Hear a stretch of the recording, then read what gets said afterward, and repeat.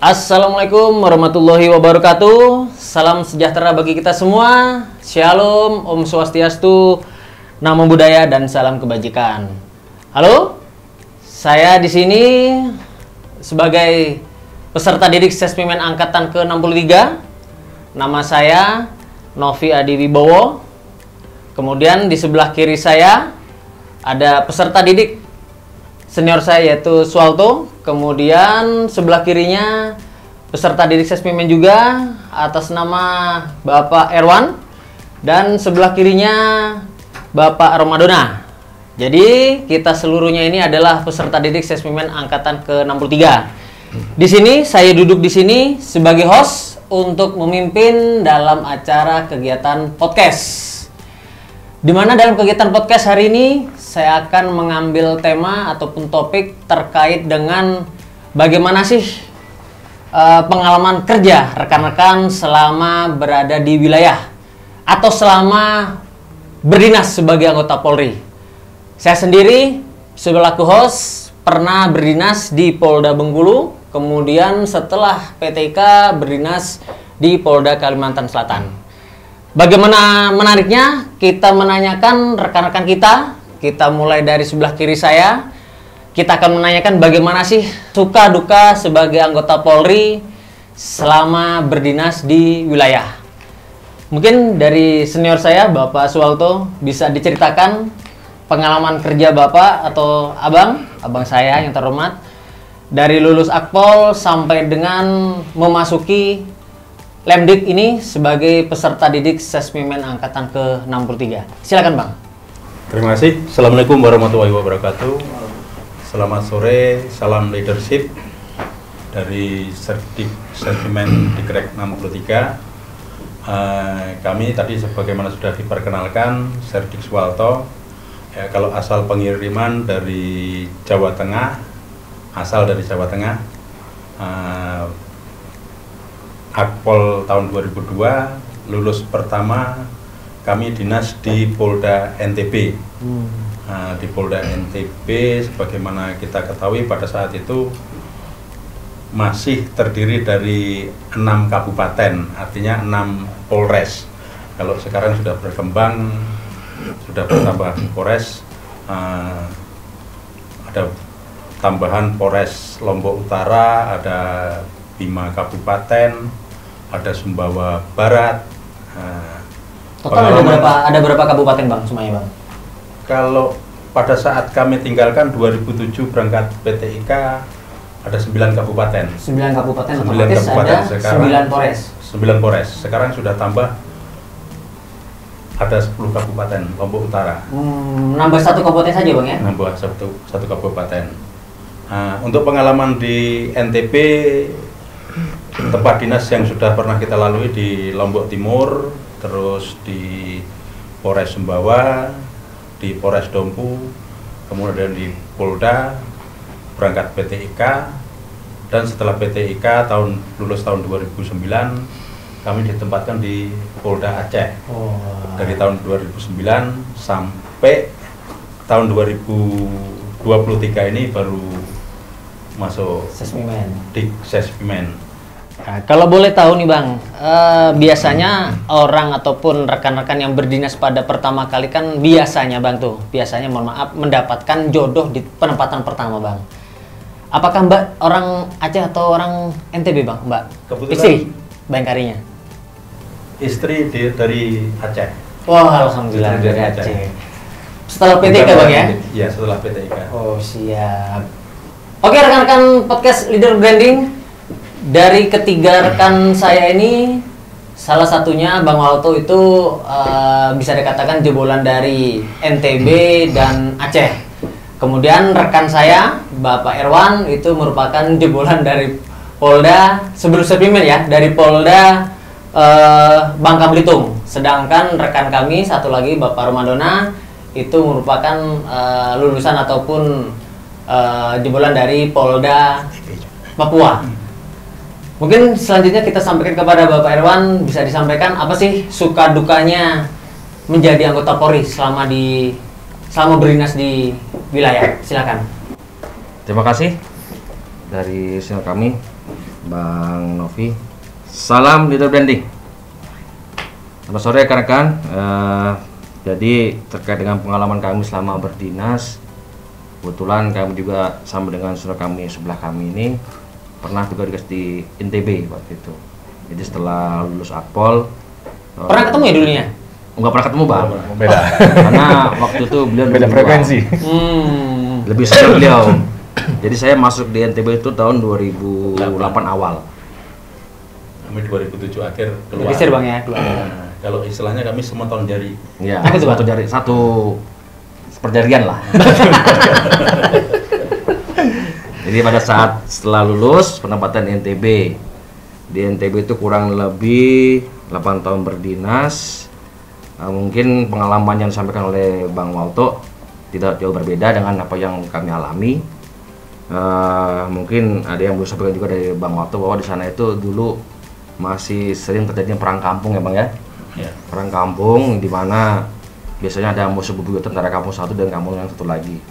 Nah ini yang lucunya kalau di sana itu, kalau seandainya ada pihak kepolisian yang datang, ini malah makin menjadi ribut.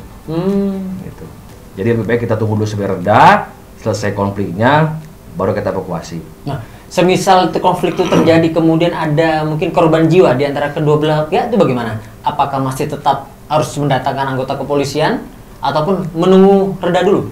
Ya kita tetap melakukan pengamanan, cuman pada saat sudah terjadi kita mau mengelarnya juga tidak bisa karena di sana ada panah, ada busur, itu pun rata-rata beracun semua itu.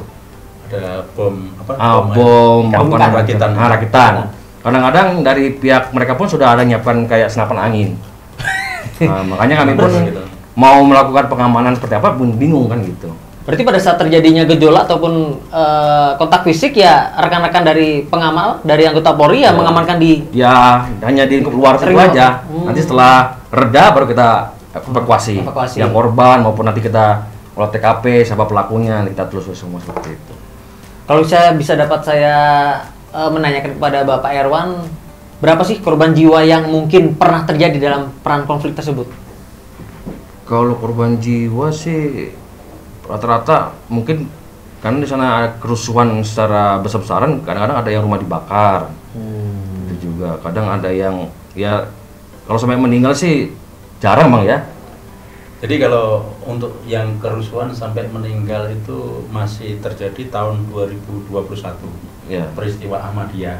Nah, kalau ada yang disebut di Lombok Timur itu Paulombok, peristiwa kasus Paulombok, kasus 221, nah, disebutnya begitu. Nah, itu yang masih banyak korban. Sebagai mungkin melengkapi apa yang disampaikan rekan Erwan. Tadi disampaikan kalau kita justru dengan kehadiran kita itu malah sulit diredam untuk konflik ataupun perang kampung, itu memang terjadi. Jadi tipikal orang sana semakin banyak polisi yang mengamankan, semakin mereka jadi mau tampil ya, gitu. jadilah. Yang awalnya seperti mencari jati diri ya, awalnya bisa jadi kadang konflik itu kalau kita lihat dari lokasi rumah mereka, hubungan persaudaraan mereka itu kita miris sendiri. Nah, antara sebelah jalan sama sebelah jalan gara-gara sepak bola pulang sudah panah-panahan. Itu gara-gara naik motor lirik-lirikan itu bisa saling inilah ya terus yang bacok lah istilahnya. Terus tadi ya mungkin yang masalah selarian itu juga bisa sama. jadi Masalah juga ya itu. Juga, ya. Oke, sobat leader branding, kita akan beralih satu rekan kita lagi, Bapak Romadona, di mana beliau adalah pengiriman dari Polda Papua sebelum masuk ke Sesmimen, di mana beliau berdinas di salah satu batalion ya. Betul bang, di Brimob. Batalion Brimob di Polda Papua. Bagaimana menariknya? Mari kita simak rekan-rekan. Baik, assalamualaikum warahmatullahi wabarakatuh. Salam, Om Swastiastu, Namo Buddhaya, salam kebajikan dan salam sejahtera untuk kita semua. Terima kasih Bang Novi atas kesempatannya. Jadi sedikit menambahkan pengalaman kami selama berdinas menjadi anggota Polri. Jadi kami dulu penempatan pertama di Bandung, Bang. Oh, Di Jawa setelah Barat. Akpol ya? Betul, Bang. Jadi Di Lembang juga. ya betul di Lembang. Balik ke rumah. Jadi pertama kami berdinas dulu belum di Brimob dulu, Bang. Dulu penempatan pertamanya masih di Polisi Tugas Umum. Oh, Jadi umum. Terus bisa masuk Brimob gimana ceritanya? Jadi ceritanya apel pertama waktu itu Terlambat apel atau Kapoldanya gimana? Pak Timur Pradopo. Jadi seluruh perwira remaja yang baru masuk ke Polda diberikan arahan sama Pak Kapolda. Jadi selesai arahan, beliau menyampaikan, ya kalian besok persiapan untuk melaksanakan latihan kerja di Polres-Polres. Oh, terus? Udah selesai seperti itu, beliau berdiri. Itu belum ada pikiran mau ke Belum itu, Pasukan Bang. ya? Belum. Ya, jadi pas Kapolda berdiri, belum 2 langkah, dia kembali lagi. Tunggu dulu katanya. Saya lupa katanya. Pak Dansat Brimob katanya, silakan tunjuk 6 perwira remaja untuk masuk Brimob. total berapa dari berapa orang? Pertama 6 orang. Dari seluruhnya nih 6 orang itu. Dari 32 orang, orang. Ditunjuk pertama 6 orang di situ. Kemudian langsung setelah perintah Pak Kapolda, langsung Pak Dansat Brimob turun. Langsung turun, beliau langsung tunjuk saya yang pertama. Langsung, ya kamu katanya. Karena masuk Brimob itu susah loh. Betul, Hanya Bang. orang-orang pilihan, ya, hanya orang-orang pilihan bisa masuk Brimob. ditunjuk. Dan dipercaya. Itu orang-orang yang terpilih. Ini nih. asal mungkin rekan-rekan tahu, dulu pada saat saya lulus Akpol, pertama kali masuk ke Polda Bengkulu, yang pertama kali ditunjuk oleh KRSDM dan Dansat Brimob itu adalah saya. Nah, namun perintah langsung dari Bapak Kapolda, kita sudah menghadap Dansat Brimob, kemudian Danki dan Kompi, Danki dan Danton. 1 hari setelahnya saya dipanggil oleh Bapak Kapolda, seluruh perwira, tidak ada yang masuk Brimob, semuanya polisi umum. Kel. Jadi bisa dikatakan tekel. Saya akan lanjut, Pak Dono. Ya, jadi selesai ditunjuk, sore itu juga langsung kami diperintahkan untuk langsung apel di Kesatuan Satbrimob Polda Jawa Barat waktu itu, Bang. Waktu itu dan Satbrimobnya Komjen Pol Purnawirawan Unggung Cahyono, Pak Unggung, siap. Pak Unggung ya. Waktu itu beliau masih kombes ya waktu itu. Kemudian setelah proses seleksi terpilih 3 orang, termasuk kami salah satunya, langsung melaksanakan dinas di Satbrimob Polda Jawa Barat. Kami di Jawa Barat kurang lebih sekitar 7 tahun dinas. Lanjut melaksanakan pendidikan di P3, kemudian mendapatkan penempatan di Polda Papua. Jadi waktu itu memang kami sengaja mengisi penempatan untuk meminta ke Polda Papua. Kenapa tuh, Pak Dona? Entah Papua. Ya, karena memang menurut kami pada saat itu memang ada kebijakan untuk rotasi penempatan, karena Tour of Duty ya? ya tour of duty waktu itu, Bang. Jadi kami melihat Polda Papua mungkin memiliki tantangan lebih untuk kami bertugas di Polda Papua. Memang cocok. Jadi waktu itu sengaja kami langsung tulis Polda Papua, dan memang pada saat Itu kan ada 3 pilihan itu, Pak Dona. Apa betul, yang dipilih? Polda Tiga-tiga. Papua, Polda Papua, Polda Papua. Semuanya. Oh, memang hebat sobat leader brandingnya. Jadi pas keluar penempatannya ya langsung Polda Papua. Waktu itu tahun 2017 akhir.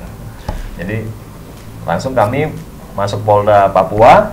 Kembali kami diarahkan untuk berdinas di Satbrimob Polda Papua. Waktu itu langsung diarahkan ke Batalon B, pelopor Satbrimob Polda Papua. Lebih tepatnya di kota Timika. Timikanya ya. Gitu, Bang. Baik, sobat leader branding, itu sedikit sekelumit cerita serta kisah yang disampaikan oleh rekan-rekan kita selama berdinas menjadi anggota Polri di wilayah, terutama di wilayah Indonesia tentunya. Saya sendiri sebagai host juga menyampaikan kepada rekan-rekan ataupun sobat leader branding tetap mengutamakan keselamatan dalam berdinas. Kami tujukan kepada rekan-rekan seluruh anggota Polri yang berada di Nusantara. Tetap utamakan keselamatan, berdoa, serta selalu ingat kepada Allah Subhanahu wa Ta'ala. Baik, saya host leader branding beserta 3 rekan saya dari Podjar 21, Sespimen Angkatan ke-63. Mohon pamit serta mohon izin dan undur diri sampai berjumpa ke lain waktu. Salam leader branding.